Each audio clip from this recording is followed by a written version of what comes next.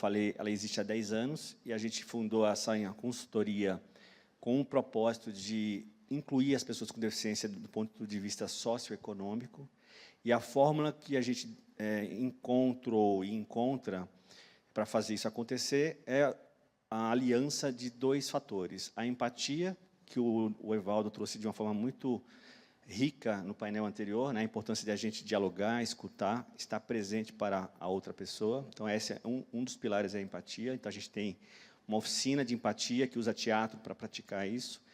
E o outro pilar, não menos importante, é a comunicação. E a comunicação para a Good Bros, ela é uma junção do pensamento e da linguagem. Eu, como apaixonado pela neurociências, queria entender a relação da linguagem e do pensamento e fiquei surpreso positivamente ao saber que o cérebro humano ele só desenvolveu e chegou ao ponto do que é hoje graças à característica da linguagem, né? Todo ser humano, com o passar do tempo, vai desenvolvendo o seu aparelho fonador, o seu glossário, o seu repertório, e isso faz com que haja novas construções neuronais, novas sinapses, né, que são as ligações entre os neurônios.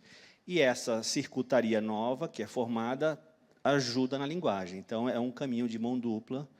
Então, não tem como a gente falar de comunicação sem falar de pensamento. E eu estou falando isso porque a próxima tela, pode passar mais uma, por favor? Ele mostra bastante o nosso raciocínio quando a gente vai para uma empresa atender, né? Porque não adianta a gente só falar das leis, não adianta a gente só falar das normas e falar o beabá do treinamento em liderança inclusiva. A gente tem que tocar o pensamento, tocar o coração daquela pessoa, né? E, ao estudar neurociências, eu acabei me deparando com o estudo maravilhoso desses 2 psicólogos, que é o Prochaska e o Di Clemente, que eles não estudaram a inclusão, não estudaram pessoas com deficiência, mas eles estudaram comportamentos humanos, como, por exemplo, o fumo, a dificuldade de perder peso, ou seja, estilos de vida violentos, vamos chamar assim, que fazem com que a gente não evolua. E eu, quando eu bati o olho nessa curva, eu falei, nossa, isso tem tudo a ver com o capacitismo e a falta de intenção das pessoas em quererem se melhorarem para incluírem. Então, ele fala que tem, de uma forma bem breve, né, tem 5 estágios. O primeiro, obviamente, é a negação.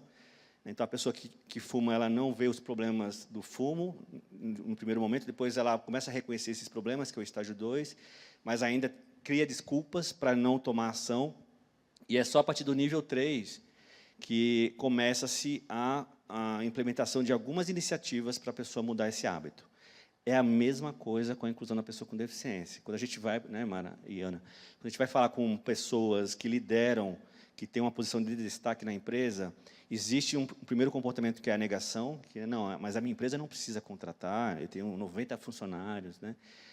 Ou a gente já tem o suficiente, como se a lei de cotas estabelecesse o máximo, e, na verdade, é o contrário, é o mínimo, né? Então, quando eu olho essa curva desses 2 psicólogos, eu vejo justamente uma oportunidade de melhorar o comportamento humano a partir de um novo pensar, de um novo ressignificar do que quer dizer ser pessoa com deficiência e gerir pessoa com deficiência. A próxima tela é uma tela um pouco mais simplificada do mesmo processo, que a gente chama de cultura anticapacitista, que é o que a gente sempre procura quando a gente letra e leva treinamentos da Good Bros para as organizações. A gente considera que tem 3 zonas, né? Obviamente, eu não preciso nem dizer que a pessoa que nega, que fala que na minha área não precisa, na minha empresa não precisa cumprir cota, isso não é com a gente, é uma zona do medo, porque por não saber lidar com o assunto, criam-se desculpas, criam-se negativas, e muita resistência para uma evolução do pensamento.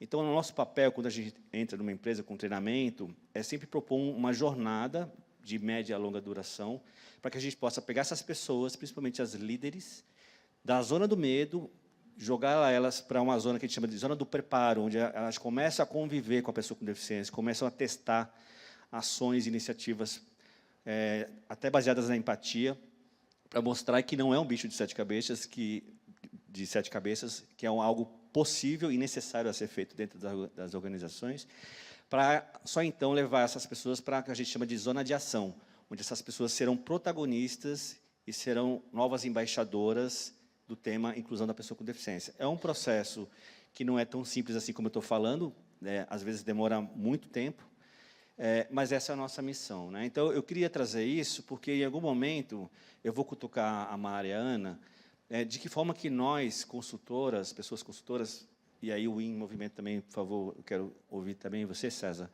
como é que a gente pode instigar novos pensares, né? Aí, parafraseando o Paulo Freire, que não existe saberes melhores e nem saberes piores, mas existem saberes diferentes. E o painel anterior falou belíssimamente sobre a importância da diversidade funcional, que cada pessoa funciona de uma forma singular, única.